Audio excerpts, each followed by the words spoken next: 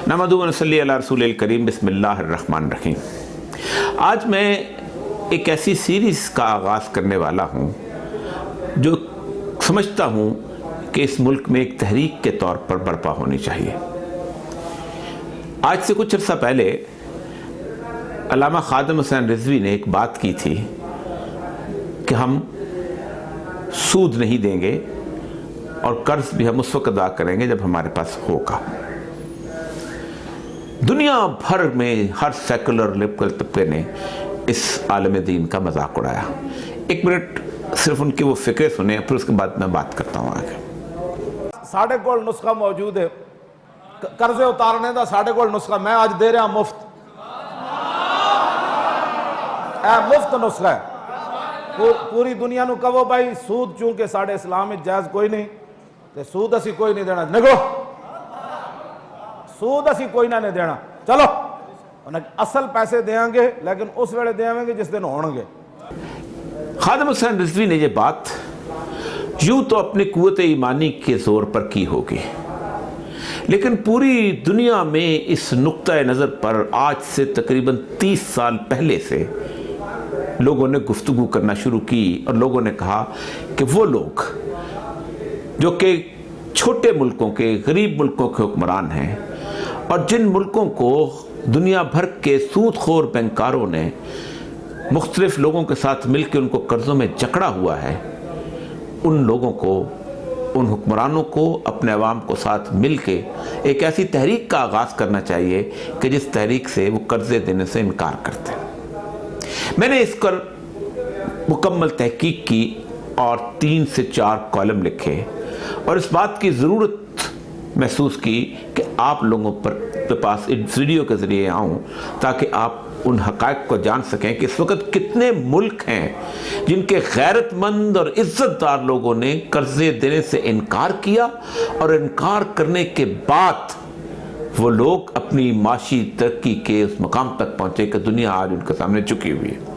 मेरा पहला कॉलम था कर्ज़ वापस नहीं करेंगे, एक तहरीक की ज़रूरत। मैं वो कॉलम आपके सामने पेश करता हूँ और फिर अगली दफ़ा इस पर दोबारा गुफ्तगू करेंगे और आपके सवालात और जवाबात का भी इंतज़ार रहेगा। इस मामले में सिर्फ एक इंसान की बर्पा की गई तहरीक लातादाद हुकूमतों को कायल कर सकती है कि वो अपने ऊपर जो कर्ज़ों का बोझ है उसका तफसीली जायज़ा लें, एक एक कर्ज़े की गर्ज़ व गायत और नौइयत मालूम करें और इस कर्ज़ों के ऑडिट के बाद अगर वो महसूस करें और शवाहिद की बुनियाद पर इस नतीजे पर पहुँचें कि उनमें इतने फ़ीसद कर्ज़ा नाजायज़ है, यानी किसी हुक्मरान की खुशनुदी, किसी रिश्वतज़दा प्रोजेक्ट की तकमील या किसी ऐसे मुआहदे के नतीजे में लिया गया है जो अपनी हैत के एतबार से अवामी मफाद के ख़िलाफ़ है, तो वो उसे गैर अखलाकी यानी इल्लेजिटिमेट करार देकर उसकी अदायगी से इनकार कर दें। बैंकार रोते पीटते IMF और वर्ल्ड बैंक के पास जाएं तो उनके दफातर अपने मुल्कों से उठाकर बाहर फेंक दें। कौन है ये शख्स और किसने ऐसी जानदार तहरीक बर्पा की जिसकी खबर कोई भी उन मुल्कों को नहीं होने देता जो कर्ज़ों के दलदल में फंसे हुए हों। ये शख्स एरिक टुसान 1954 में बेल्जियम के एक गांव में पैदा हुआ जिसकी आबादी सिर्फ 2500 थी, लेकिन उसमें 30 मुख्तलिफ अक़वाम के लोग शामिल थे।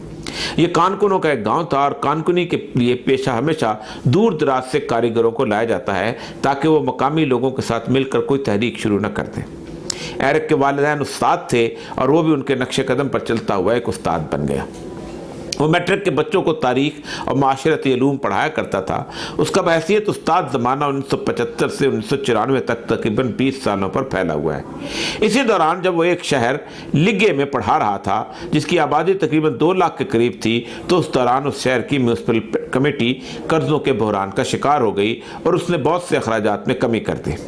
ये 1982 का ज़माना था जब मैक्सिको ने दिवालिया होने का ऐलान किया था और लातीनी अमेरिका के दीगर ममालिक में भी इन कर्ज़ों की अदायगी से इनकार की तहरीक चल रही थी जो बिला वजह उन पर लाद दिए गए थे। इसी ज़माने में जनूबी अफ्रीका के एक छोटे से मुल्क बरकनाबे के सदर थॉमस सानकारा कहा जाता है उनके स्पेनिश लहजे में, ने अपने मुल्क पर कर्ज़ों के बोझ को उतारने के लिए दुनिया को इन सूदखोर बैंकारों की चालबाजियों से आगाह करना शुरू किया था। एरिक और उसके चंद साथियों ने अफ्रीका और जनूबी अमेरिका के ममालिक में बुलंद होने वाली इन आवाज़ों से मुतासर होकर अपने ही शहर की म्यूनिसिपैलिटी के कर्जों का मुताला करना शुरू किया, और वो इस भयानक इंकशाफ से आगाह हुए कि बैंकर कैसे घेर घार कर अदारों, शहरी और कौमी हुकूमतों को कर्जों के ऐसे जाल में फंसाते हैं जिनसे निकलना नामुमकिन सा हो जाता है। उन्होंने 1990 में एक तंजीम की बुनियाद रखी जिसका नाम था committee for the abolition of illegitimate date.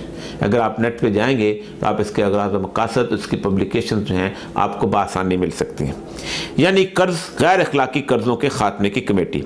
इस कमेटी में हर तबका फ़िक्र के लोग मौजूद थे।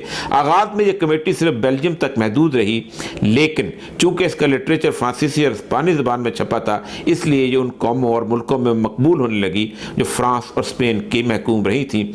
आज ये कमेटी 30 ममालिक में मौजूद है। याद रहे कि पाकिस्तान में इस कमेटी की खबर तक नहीं होने दी गई। इस तारीख से सिर्फ एक साल कबल यानी 1989 में फ्रांस की एक बहुत सी सियासी और अदबी शख्सियात ने दुनिया के गरीब ममालिक को कर्जों की इस लानत से निजात के लिए एक इत्तेहाद बनाया जिसका नाम था काशुफा कौमियाई, यानी कॉसोफी कौमियाई।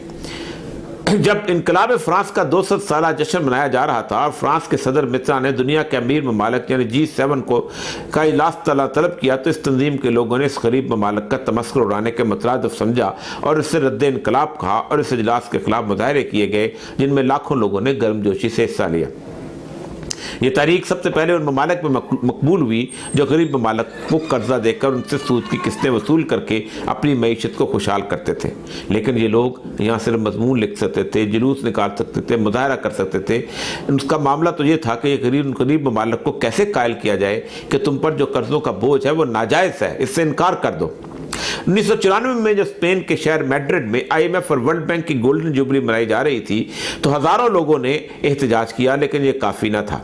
तंजीम ने इन मुल्कों में अवाम के साथ यकजहती का इजहार करने की ठानी जो मकरूज थे, यानी वो मुल्क जिन पर कर्जा चढ़ा हुआ था। इस ज़मन में जब मैक्सिको में कर्ज ना अदा करने की मशहूर तहरीक न्यो ज़पेस्टिस्टा का आगाज़ हुआ तो एरिक और उसके साथी मैक्सिको चले गए और उन्होंने उनके साथ मिलकर तहरीक चलाई। लेकिन सबसे अहम काम यह था कि इन कर्जों का ऑडिट कैसे किया जाए।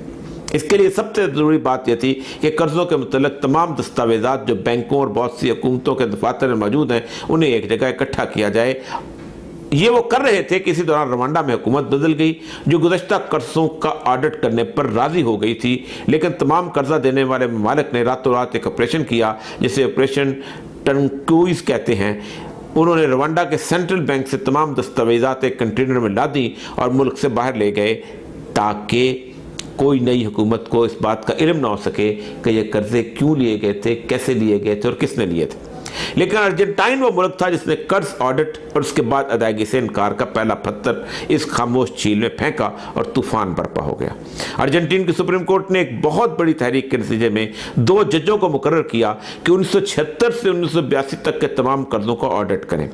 एरिक बेल्जियम से फौरन अर्जेंटाइन पहुंचा और इस ऑडिट में मदद देने लगा। वर्ल्ड बैंक और IMF का दबाव था, लेकिन अदालत ने 195 सफ़ात का फैसला दे डाला। इस कर्जे का असल नुक्ता यह था कि 1976 से 2001 तक अर्जेंटाइन पर 160 अरब डॉलर का कर्जा था, लेकिन इस अरसे में अर्जेंटाइन 200 अरब डॉलर की किस्तें अदा कर चुका था। ये सिर्फ एक नुक्ता इससे साली सूदी निज़ाम का पर्दा चाक करने के लिए काफ़ी था। अर्जेंटीन ने कर्जा अदा करने से इनकार किया तो एक्वाडोर मैदान में आ गया। बोलीविया ने इनकार किया। पैराग्वे ने कहा हम ऐसा कर्जा नहीं अदा कर सकते जो हुक्मरानों की अय्याशियों और अल्लो तल्लों के लिए दिया गया था। आइसलैंड के बैंक डूबने लगे तो उन्होंने अपने डूबने दिया कि इन्हीं की वजह से तो हम पर तबाही आई थी। हैरत की बात है कि सूदी निज़ाम में अवाम रुक जाते हैं, हुकूमतें मकरूज हो जाती हैं, लेकिन बैंक डूबने लगे तो उनको अवाम के टैक्सों से बेल आउट पैकेज दिया जाता है, इन्हें अवाम के पैसों से दोबारा लाख खड़ा किया जाता है। क्या हमारे यहाँ कोई एक तहरीक जन्म ले सकती है?